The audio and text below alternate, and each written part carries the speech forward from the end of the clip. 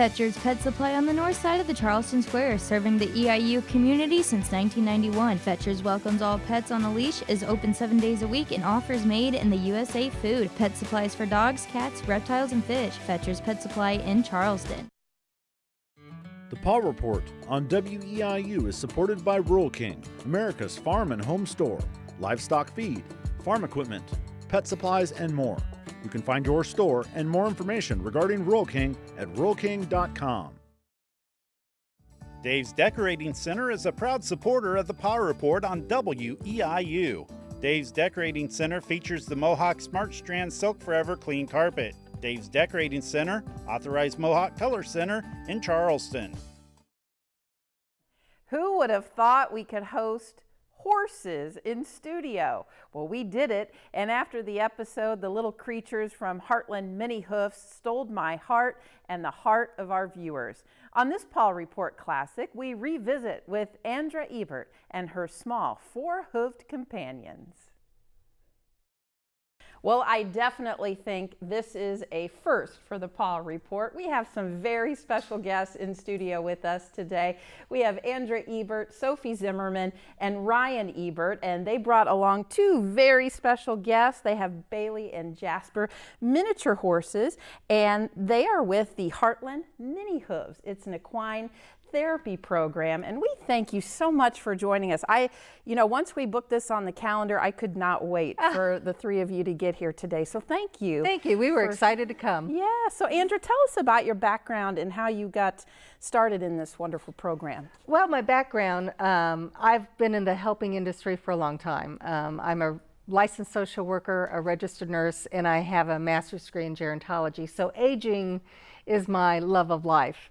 And as far as the horses, about 13, 14 years ago, my daughter began riding, and because I did not grow up with horses. And so I started to learn about horses, became very acquainted with them, taking care of them.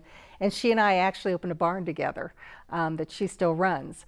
But I decided when I retired, I was going to have a retirement project. I had read about using mini horses as a therapy in long-term care facilities.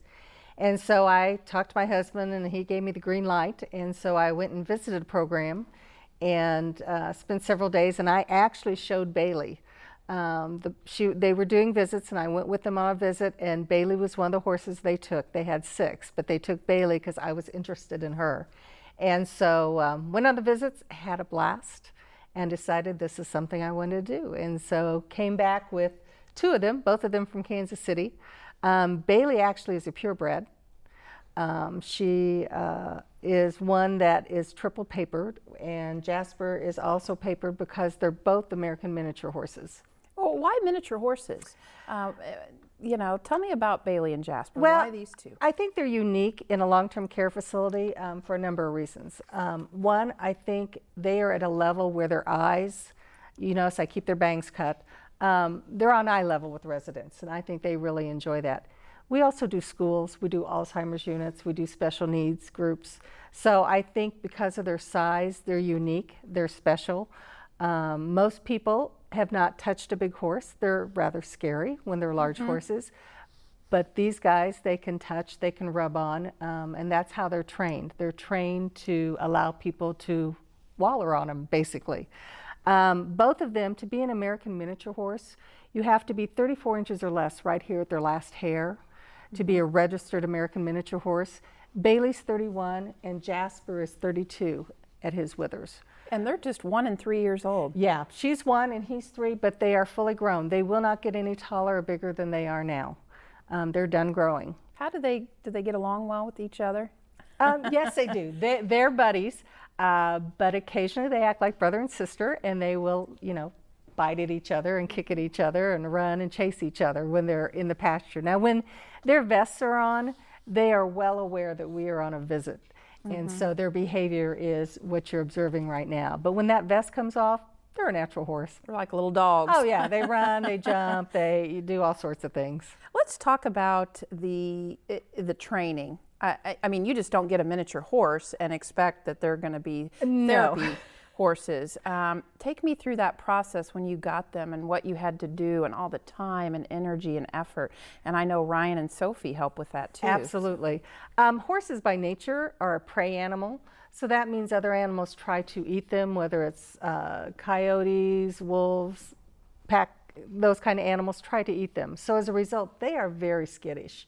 So our job as trainers is to make them comfortable and safe, to feel safe with us. As long as we have this rope, as Ryan and Sophie do, that they know that they're safe because their trainer is with them and going to keep them safe. To train a horse like this, you start out when they're very young and you start handling them and like putting the halter on and putting the lead rope on and walking with them. At our farm where they live, we actually have wheelchair, we have walker, we have things we use to simulate like an oxygen concentrator, those kinds of things. And that's one of the things Sophie and Ryan both do is they practice with them. You know, we have someone sit in the chair so they'll walk up to a wheelchair because it's rather scary for them. Everything is scary for a horse. Well, and two, you know, if somebody's in a wheelchair or a bed, naturally they want to go, as I did when I first saw them, they go for the face. Absolutely. And that can, you know, that can be This is how everybody goes for the first time. So one of our jobs as a trainer and a helper, therapy is really two parts. One part is the animal itself. And the other part is the person handling the animal, to know how to interact with the resident, to know how to protect your horse and protect your animal.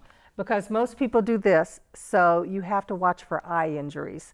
So the other day, Ryan was in Mason City, and this woman had been petting Bailey, and she reached over, and Ryan had on a shirt that had a squirrel, and so she started petting Ryan's squirrel. And so I said I was awful proud of him because he just stood there and let her do it. But you know, you have to be prepared for things like that. As volunteers, they have to know how to deal with a resident that maybe can't verbally communicate. You have to watch body cues. Are they afraid of the animal? If they are, you want to back off. If we've had residents that have started crying, but it wasn't fear or sadness, it was joy. So as a volunteer, they have to be able to start reading people's body language. How do you know when they're ready? How did you know when Bailey and Jasper were ready to be, you know, when they acclimated? could stand still, just like this, and when they were very comfortable walking up at the farm during training, that's when you know they're ready to go. And first you take them along on other visits and let them just stand and watch another horse do their job, just like training for somebody else. It's on the job training. So you would like take Jasper and let Bailey watch what he actually does. And she just stands there. She doesn't engage with anybody, but she's watching his behavior. You like me, don't you? She'll Whenever now I she'll stop, give kisses, so if you don't want kisses. I've never kissed a horse before. She gives kisses. You do give kisses, huh? Well, let's see. You give any kisses? I don't think so. Not to me. And I did put some gum in before this interview, so sorry, Isn't her Bailey. mane soft? I see Her you mane is soft. I just want to keep petting it. Well, one of the things I do is we actually put coconut oil conditioner in their hair almost every night so that it's soft. Because if you touch her tail, it's a little bit rougher, just like horse hair that we think about. But their manes and their tails, or their manes and their forelocks here, we try to keep really soft because that's where people touch them out. So take me through the therapy program. When you go to, well, you know, a nursing home or a healthcare center or a school, what is the therapy? Is it the touching and the petting? It's the touching and the petting, and it's the engagement. Animal therapy has been known to work on emotional, physical, spiritual, because you've got residents, especially in the nursing home, that range of motion, that effort to reach out to pet them in a continuous motion that maybe they're not doing much with their arms to start out with. The engagement, we have residents that typically don't come out of their rooms. We'll come out to see them. They enjoy them so much because they're unique. And when we go in, part of it is I talk to people a little bit about them being American miniature horses.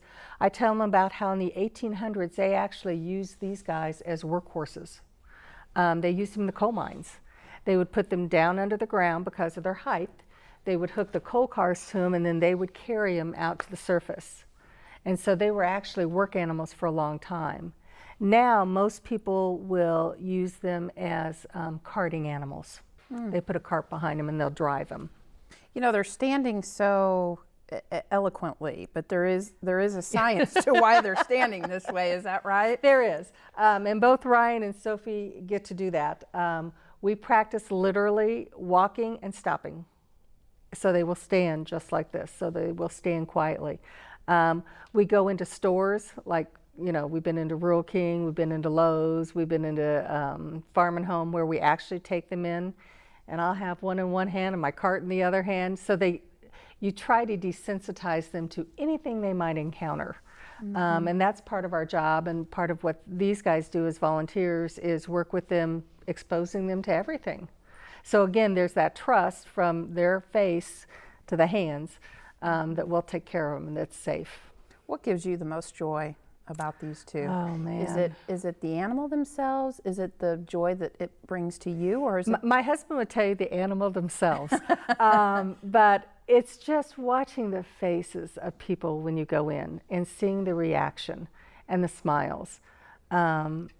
We were in Pana, and a gentleman, we were visiting with him, he goes, "I can't thank you enough because all we do is sit here and wait and he stopped talking.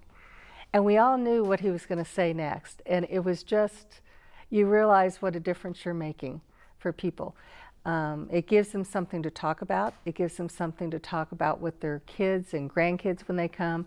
We're getting ready to do, next week actually, is a ice cream social where the long-term care facility is bringing all the residents, families, kids, grandkids, great-grandkids down the line, plus the staff's kids and grandkids together, and we're having an ice cream social, and these two are going to join them. You know, you probably have story after story after story after story. I would love to hear some of them, because I think that's what our viewers are interested too, because it's changed your life, obviously. Oh, and very I think much it's, so. you know, Sophie and Ryan are young, but you could tell it's made an impression on them. They want to help you and go with you. So share with us some of the neat stories that you've met with some of the clients and residents. There's 2 or 3 that really stand out.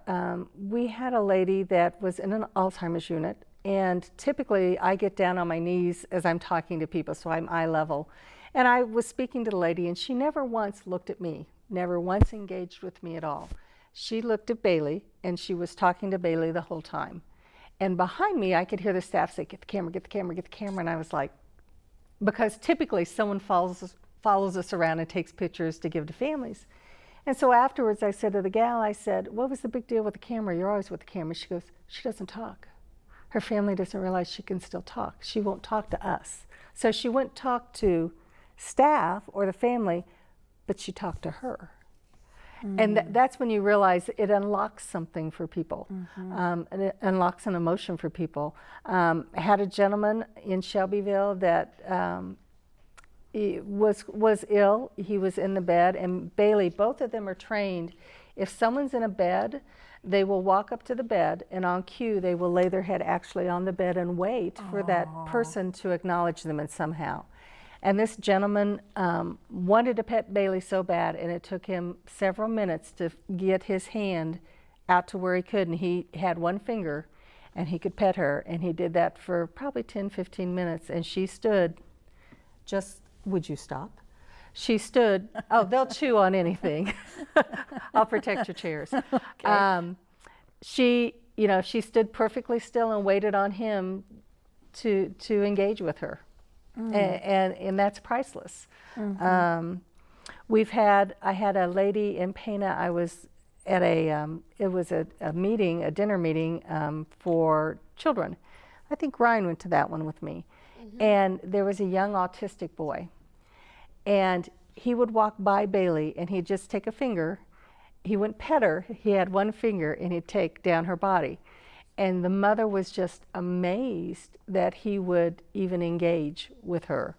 And I have had several calls about families with children on the autism spectrum that want to come out and work with the horses.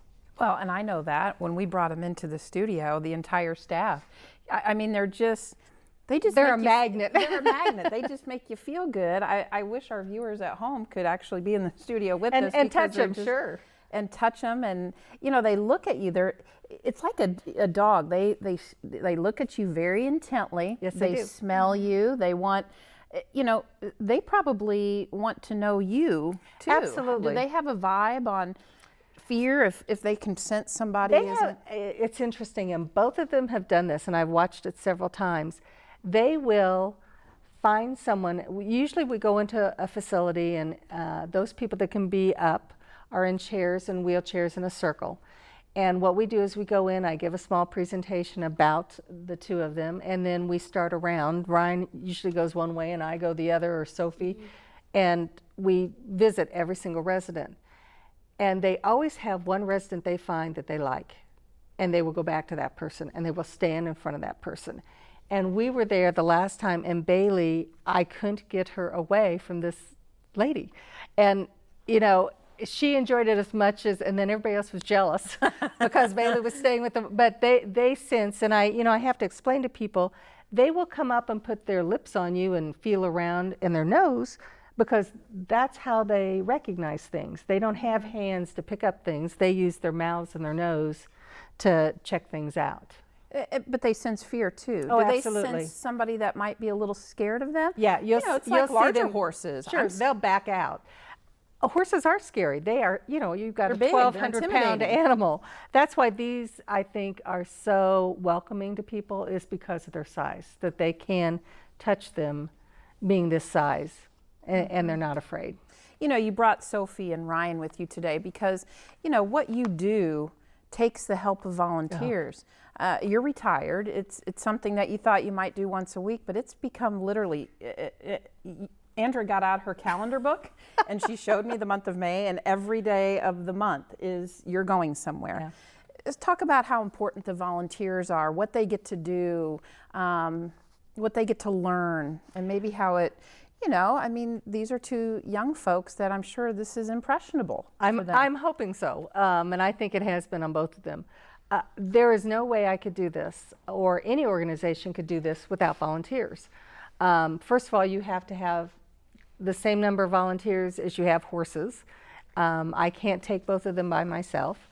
The volunteers, they have to be exposed to different people and different things. So Sophie and Ryan don't smell bad, but they smell different than I do. So they're with different people, and again, that's desensitizing them to different people.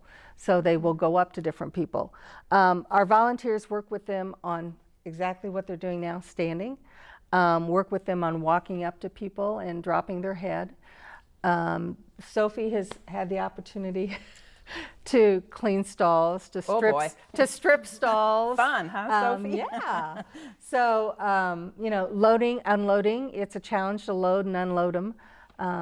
Take them different places like the stores. I laughed today. I said, we'll probably stop at Rural King and get them out, just again as exposure for them to make sure they're calm, they can walk through a store, and people can walk up to them. Ryan's dad, my son, was actually with me. We went on a visit, a volunteer that I could not have done without him. It was with Matthew's children, Matthew's kids in Springfield, which is for homeless kids. They do an after-school kind of program. And there were 6 little girls there, and they were absolutely fascinated. And they surrounded Bailey, and they go, "Can we braid her hair?" Aww. And I said, "Yes." So what happened? How is her hair? All sticked up. It was going every which way. That's all right. But You're cute. that's again part of the training that these two do, is to get them used to that, to people wallowing on them, basically. Do they make good companions? Very much so. Some people can, actually, they do have them in their house, like dogs. You can train them to go knock on a door, to go out to use the grass. They will lay down to go to sleep.